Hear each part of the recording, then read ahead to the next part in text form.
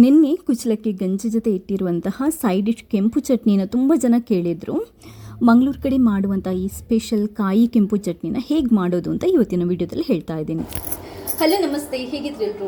ಒಂದು ಸೂಪರ್ ಆಗಿರುವಂತಹ ಈ ಗಂಜಿಗೆ ಅಥವಾ ರೊಟ್ಟಿಗೆ, ಚಪಾತಿಗೆ ಎಲ್ಲದಕ್ಕೂ ಆಗುವಂತಹ ಸೂಪರ್ ಸೈಡ್ ಡಿಶ್ ಕೆಂಪು ಚಟ್ನಿ, ಅದು ಮಂಗಳೂರು ಸ್ಟೈಲಲ್ಲಿ ಹೇಗೆ ತುಂಬಾ ಚೆನ್ನಾಗಿ ಮಾಡ್ಬೋದು ಅನ್ನೋದನ್ನು ಇವತ್ತಿನ ವಿಡಿಯೋದಲ್ಲಿ ಹೇಳ್ಕೊಡ್ತಾ ಇದ್ದೀನಿ.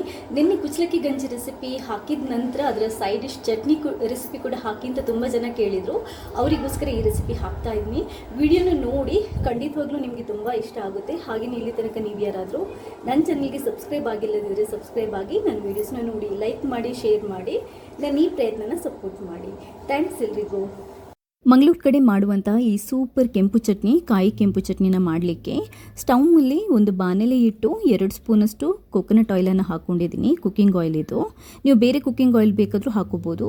ಅದಕ್ಕೆ ಸ್ವಲ್ಪ ಕರಿಬೇವು, ಅರ್ಧ ಕಟ್ ಮಾಡಿ ಇಟ್ಕೊಂಡಿರುವಂತಹ ಈರುಳ್ಳಿ, 6 ಎಸಳು ಬೆಳ್ಳುಳ್ಳಿ ಸಿಪ್ಪೆ ಸುಳಿದ್ಬಿಟ್ಟು ಹಾಕಿ, ಒಂದು ಚಿಕ್ಕ ತುಂಡು ಶುಂಠಿ, 2 ಬ್ಯಾಡಗಿ ಒಣ ಮೆಣಸಿನ್ಕಾಯಿ, 2 ಹಸಿಮೆಣಸಿನ್ಕಾಯಿ ಮಿಕ್ಸ್ ಮಾಡ್ಕೊಂಡು ಹಾಕೊತಾ ಇದ್ದೀನಿ. ನೀವು ಬರೀ ಬ್ಯಾಡಗಿ ಮೆಣಸು ಬೇಕಾದರೂ ಹಾಕೋಬೋದು, ಬಟ್ ಹಸಿಮೆಣಸಿನ್ಕಾಯಿ ಹಾಕಿದರೆ ಫ್ಲೇವರ್ ತುಂಬ ಚೆನ್ನಾಗಿ ಬರುತ್ತೆ.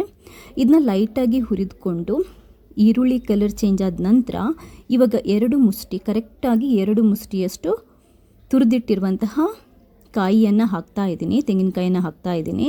ಇದನ್ನು ಕೂಡ ಲೈಟಾಗಿ ಹುರಿದ್ಕೋಬೇಕು, ಜಾಸ್ತಿ ಅಲ್ಲ.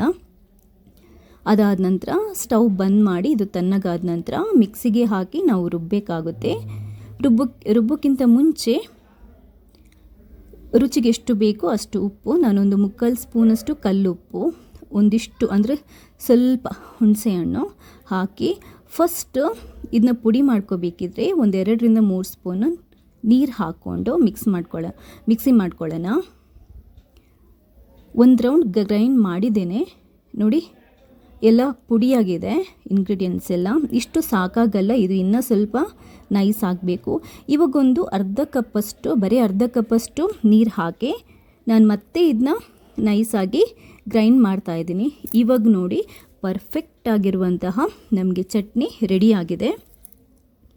ಮಂಗಳೂರು ಕಡೆ ಈ ಕೆಂಪು ಚಟ್ನಿ, ಕಾಯಿ ಚಟ್ನಿ ಮಾಡುವಾಗ ನಾವು ಕಡಲೆಬೇಳೆ ಅಥವಾ ಹುರಿಗಡಲೆ ಇದು ಯಾವುದೂ ಹಾಕಲ್ಲ, ಡೈರೆಕ್ಟಾಗಿ ಬರೀ ತೆಂಗಿನಕಾಯಿ ಹಾಕಿ ಅಷ್ಟೇ ಮಾಡೋದು.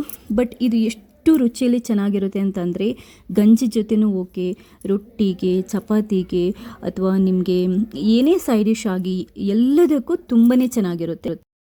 ಮಂಗಳೂರು ಕಡೆ ಈ ಚಟ್ನಿನ ಬಿಸಿ ಬಿಸಿ ಗಂಜಿಗೆ ನೆಚ್ಕೊಂಡು ತಿಂತಾರೆ, ತುಂಬಾ ಚೆನ್ನಾಗಿರುತ್ತೆ.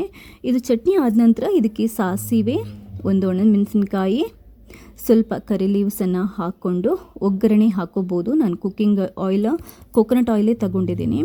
ತೆಂಗಿನ ಎಣ್ಣೆಯಲ್ಲೇ ಮಾಡಿರುವಂತಹ ಒಗ್ಗರಣೆ ಹಾಕಿ ಮಾಡಿರುವಂತಹ ಕಾಯಿ ಚಟ್ನಿ ತುಂಬಾ ಚೆನ್ನಾಗಿರುತ್ತೆ, ತುಂಬಾ ರುಚಿಯಾಗಿ ಬರುತ್ತೆ. ಫ್ಲೇವರ್ ಕೂಡ ತುಂಬಾ ಚೆನ್ನಾಗಿರುತ್ತೆ. ನೀವು ಬೇರೆ ಕುಕ್ಕಿಂಗ್ ಆಯಿಲ್ ಕೂಡ ಹಾಕ್ಬೋದು, ಬಟ್ ಮಂಗಳೂರು ಕಡೆ ಕುಕ್ಕಿಂಗಿಗೆ, ಅಡುಗೆಗೆ ಜಾಸ್ತಿಯಾಗಿ ತೆಂಗಿನ ಎಣ್ಣೆನ ಬಳಸ್ತಾರೆ. ಸೂಪರ್ ಆಗಿರುತ್ತೆ ಈ ಕೆಂಪು ಚಟ್ನಿ, ಮಾಡಲಿಕ್ಕೆ ಕೂಡ ತುಂಬಾ ಈಸಿ.